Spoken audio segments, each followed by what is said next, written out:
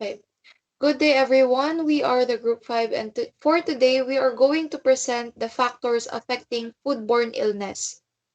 To formally start, I would like you all to know our objectives for this lesson. First, for our objectives, everyone must understand what is foodborne illness, and then everyone must be able to identify the factors that can affect the foodborne illness. And also, we must also know after this lesson how to avoid getting food poison. So first, let us know the definition of foodborne illness. Foodborne illness is also known as food poisoning. This comes from spoiled foods, dirty and contaminated foods. This type of sickness it can affect everyone, but children and pregnant women are more at risk because of their weak immune system. And for the next slide, we will be discussing the common symptoms, which are these six symptoms. And if you have this, you'll need to get checked up by a doctor. So first is we have the nausea, vomiting, diarrhea, stomach pain, fever, weakness, and these common symptoms can appear within hours or days after eating the contaminated food. Next is let us discuss about the main causes of foodborne illness. Foodborne illness can be caused by these three major types, which are the biological, chemical, and physical. Each of this type can enter food at different stages. It can be either by preparing, cooking, storage, or serving the food. So biological factors, these are the type of contaminants that enter food that classifies as bacteria, viruses, parasites, and molds. And while chemical factors,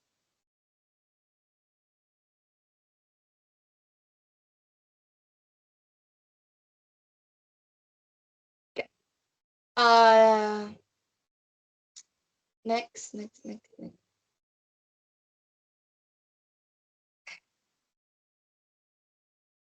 Yeah, we also have bacteria.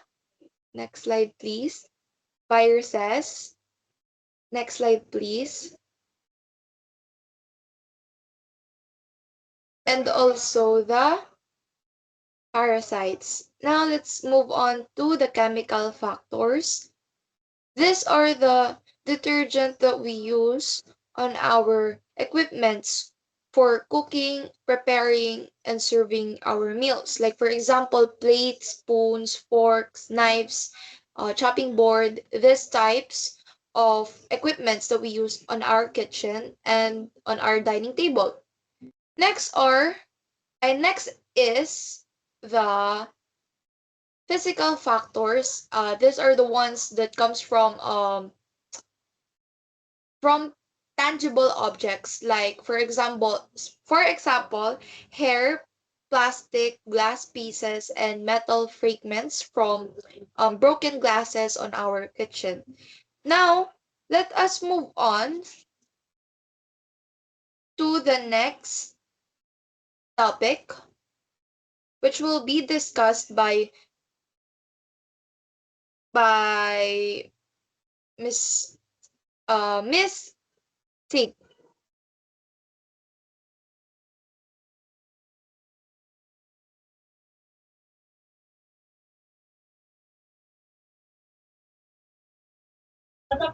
Yung ano, Mike?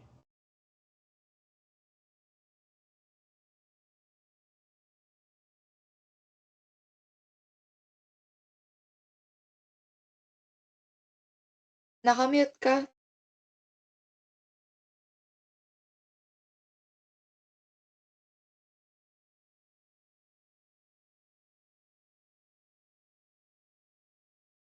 Wait lang, wait lang, ah. Okay. So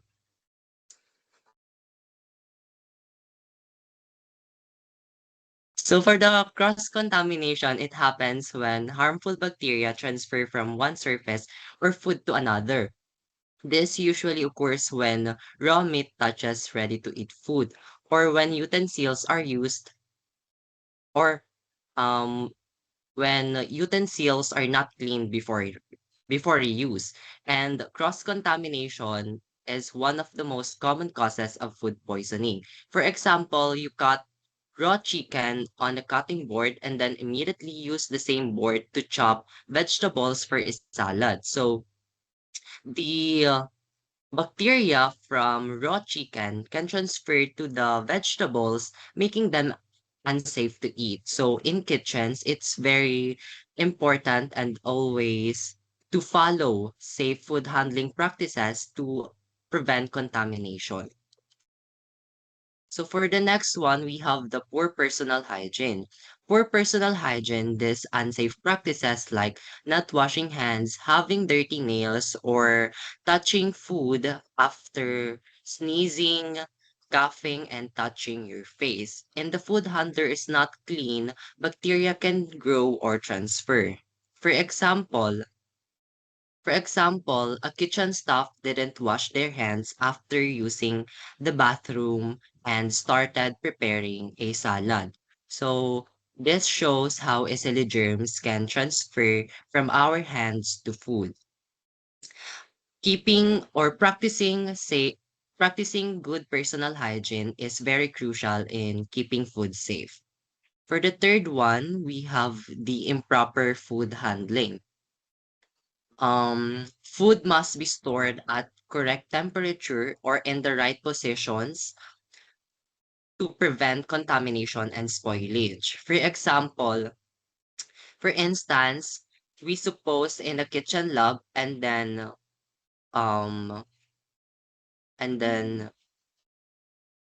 we took a cooked rice and then placed it in a container without washing that was not cleaned or washed beforehand. So, as a HM students, we should develop discipline and proper handling to avoid contamination.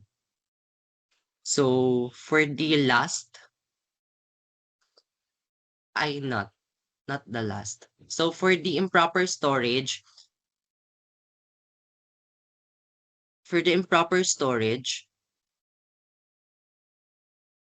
so food must be stored at safe temperature, and leaving cooked food on the table too long or storing raw meat above cooked food in the refrigerator can lead to cross-contamination or bacterial growth.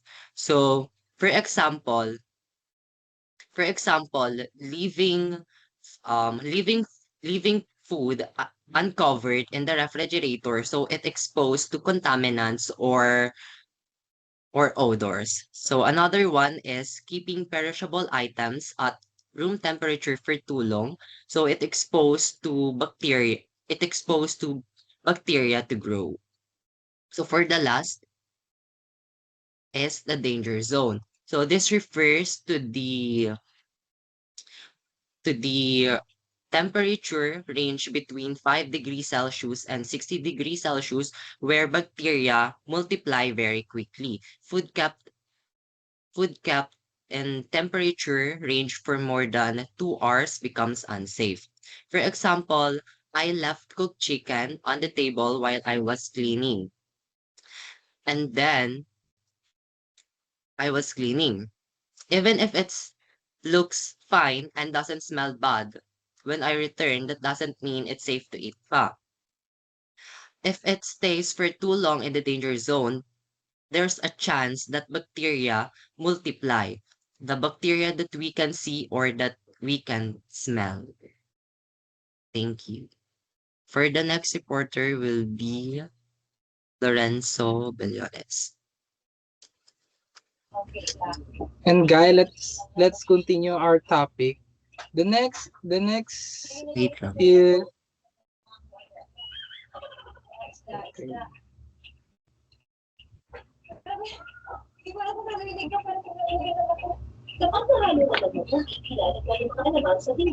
and now guys, let's continue our topic.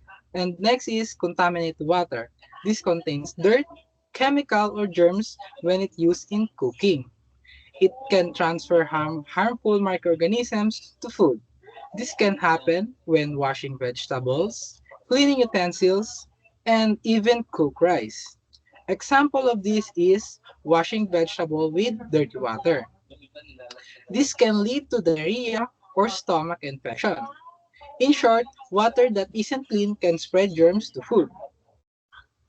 Next. And next is improper cooking. Food that isn't cooked well can still contain live bacteria.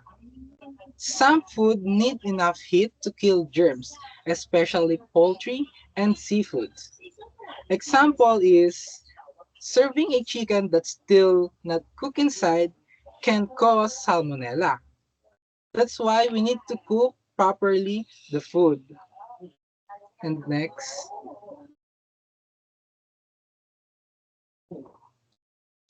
is food allergens. These are not same as foodborne illness, but they can cause serious reaction. Some people immune systems react strongly to certain ingredients. Example, peanut. A person that allergic to peanut may get swelling or difficulty breathing after eating a peanut. In short, some people react badly to a certain food, causing allergies. Next. Next is dirty surface and tools. Bacteria can stay on kitchen tools or surfaces if they are not clean. Germs can move from one food to another. It's also important to separate tools for raw and cooked food. Example, cutting raw chicken on board, then use the same board for vegetables without washing it. This can lead to cross contamination. That's why we have different color of chopping board, like red for raw, yellow for poultry, and green for vegetables. And next is pest infestation. Pests carries germs on their bodies when they touch food or leave droppings. They contaminate it and cause sickness or disease. Example, a flies landing on fruit or cooked food can transfer bacteria. That's why we need to put a cover to food or put the food in refrigerator when we are leaving. And next presentation is Miss Gabriela.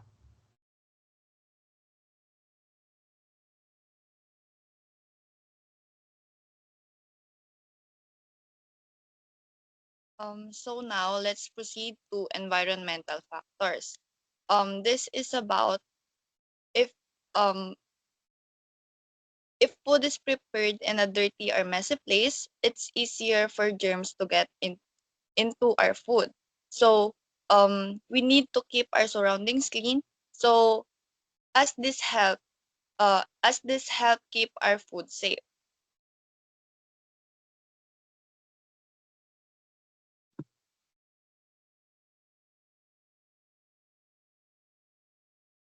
And we have here unsafe food sources. This is why we should not buy from any unhygienic stores.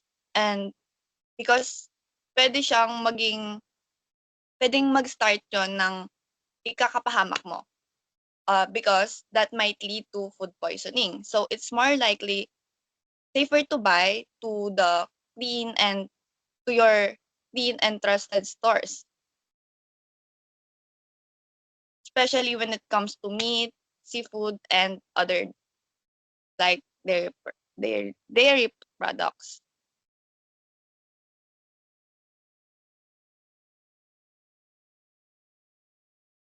For consumer behavior, so some people make mistake like accidentally eating expired food or by not checking its label or expiration date. For example, here is um the K-pop group Red Velvet, Yari.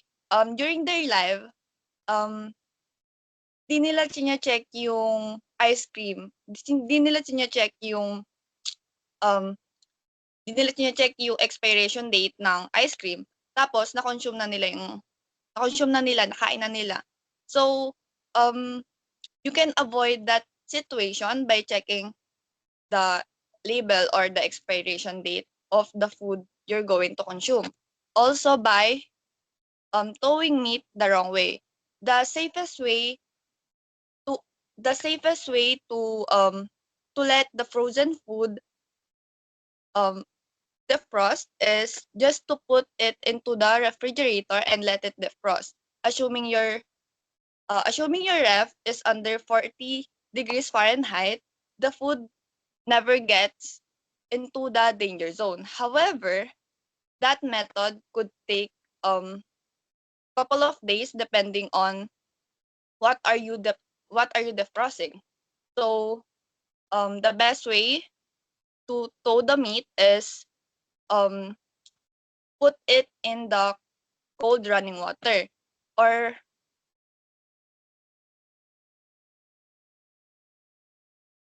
or at least change it every 30 to 45 minutes because the water warms up and a thaw slows down in warm water.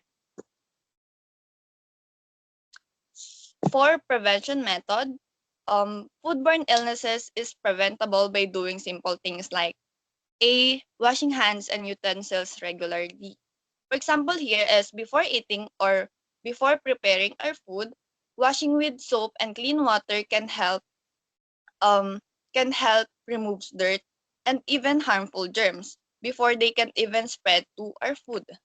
And B is cook food properly. For example, here is if you ate a raw egg, there's a chance na magka-salmonella ka dahil dito.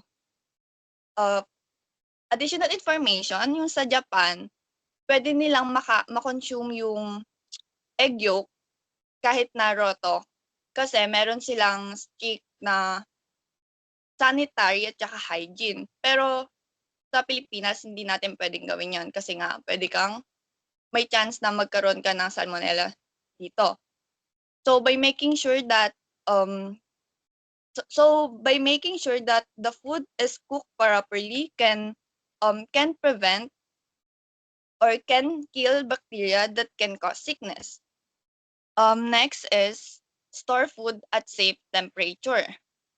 Um, by putting by putting the leftover food and ref in a clean container, but also making sure that the food is not that hot because if you put it in with cold temperature, the bacteria will can multiply easily because of its temperature.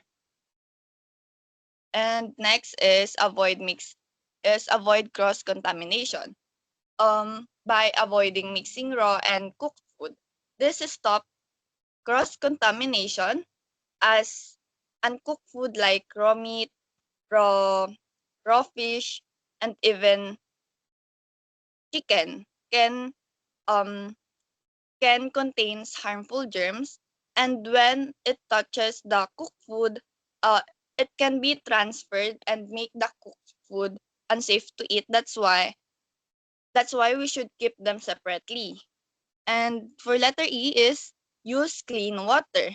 By making sure that we use clean water, this ensures that there is no harmful microorganism are added when we are drinking or preparing food.